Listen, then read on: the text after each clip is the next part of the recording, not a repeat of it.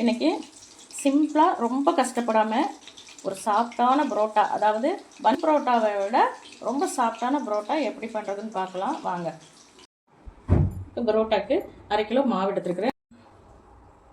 இப்போ 1 ஸ்பூன் சர்க்கரை, தேவையான அளவு உப்பு, இப்போ மிக்ஸ் பண்ணிக்கோங்க. கொஞ்சமாக தயிர், அதையும் மிக்ஸ் பண்ணிவிட்டு ஒரு 1/2 டம்ளருக்கு கம்மியாக கொஞ்சம் பால்,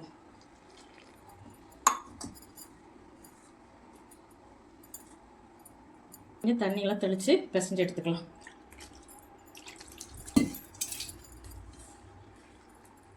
கொஞ்சம் கொஞ்சமாக தான் தண்ணி தெளித்து பிசையணும். இந்த அளவுக்கு நல்லா இப்படி கை விட்டு பார்த்தா நல்லா அமுங்கணும். இந்த அளவுக்கு பிசைஞ்சு வச்சாச்சு. இது மேலே எண்ணெய் தடவி மூடி வச்சிடலாம். 3 மணி நேரம் நல்லா ஊறட்டும். இப்போ நம்ம மாவு எந்த அளவுக்கு ஊறி இருக்குன்னு பார்க்கலாம். நல்லா ஊறிடுச்சு.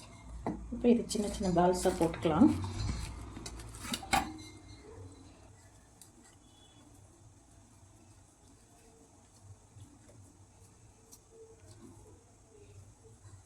இந்த அளவுக்கு சின்ன சின்ன பால்ஸாக நம்ம எடுத்துக்கலாம். இப்போ ஒவ்வொரு பால்ஸாக எடுத்து இப்படி நம்ம நகர்த்திக்கலாம். கொஞ்சம் எண்ணெய் போட்டுக்கோங்க, அடித்து வச்சுக்கலாம்.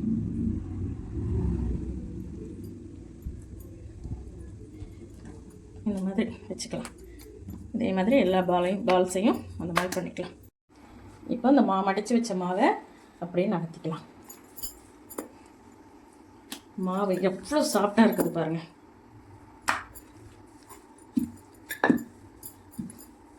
அவ்வளோதான். இப்போ அடுப்பில் தோசைக்கல்லை வச்சு நல்லா காஞ்சிருச்சு. இப்போ இந்த ரொட்டி எடுத்து போட்டுக்கலாம்.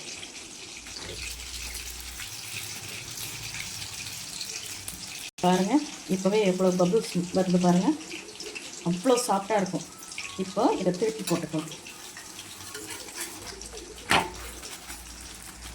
கொஞ்சம் மேலே ஆயில் போட்டுக்கலாம்.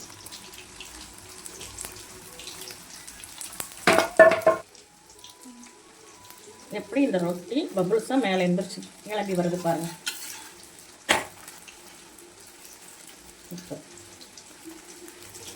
இப்போ இதை எடுத்துடலாம். இவ்வளோ சாப்பிட்டு பாருங்கள்.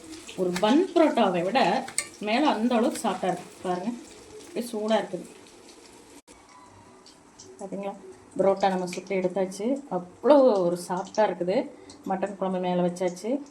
இந்த வீடியோ பிடிச்சிருந்தா லைக் பண்ணுங்கள், ஷேர் பண்ணுங்கள், சப்ஸ்கிரைப் பண்ணுங்கள், கமெண்ட் பண்ணுங்கள். தேங்க்யூ.